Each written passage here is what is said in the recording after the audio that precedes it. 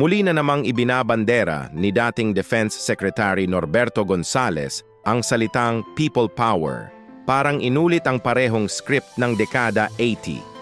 Pero sa panahon ngayon, iba na ang sitwasyon, iba na rin ang taong bayan. Hindi na sila basta-basta nadadala sa mga panawagang revolusyon, lalo na kung halatang ginagamit lang para pabagsakin ang administrasyon. Ayon kay Gonzales, nasa pintuan na raw ng Malacanang ang bagong people power. Pero tanungin natin, sino ba talaga ang nasa likod ng pintuang yan? Tunay bang mga mamamayan o mga dating nasa kapangyarihan na gustong bumawi ng impluwensya? Kasi kung titingnan natin, karamihan sa mga nagpapasimuno ngayon ng kaguluhan ay mga parehong personalidad na dati ring nakinabang sa mga revolusyon. Hindi maitatanggi na marami talagang Pilipino ang dismayado sa patuloy na korupsyon, pero ang solusyon ba ay muling ibalik tayo sa lansangan?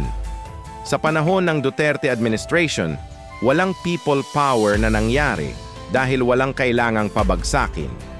Disiplina, seguridad at respeto ang nangingibabaw.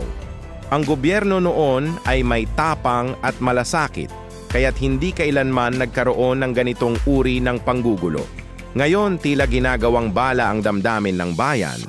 Gamit ang isyong people power, gusto nilang takutin ang gobyerno habang binubulag ang masa sa katotohanang may mga politiko pa ring gustong makabalik sa poder. Ito ang nakakatakot dahil ang tunay na pagbabago hindi nanggagaling sa lansangan, kundi sa lideratong may malasakit at direksyon. Kung titingnan natin, tama si Gonzales sa isang bagay. Ang damdamin ng tao ay kumukulo. Pero mali siya sa direksyon dahil hindi ito panawagan para sa gulo, kundi sa hustisya.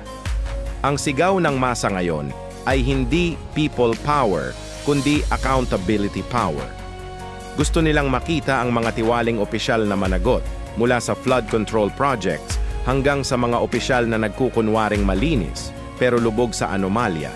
Ang people power noon ay simbolo ng panlilinlang, ginamit para pabagsakin si Marcos Sr. at pasukin ng mga elitista ang gobyerno.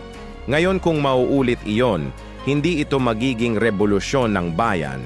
Magiging script lang ito ng mga dating nasa likod ng dilawang drama.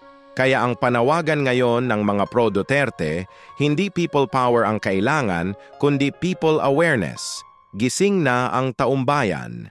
Alam na nila kung sino ang tunay na nagmamahal sa bansa at sino ang gumagamit sa kanila para sa sariling kapangyarihan.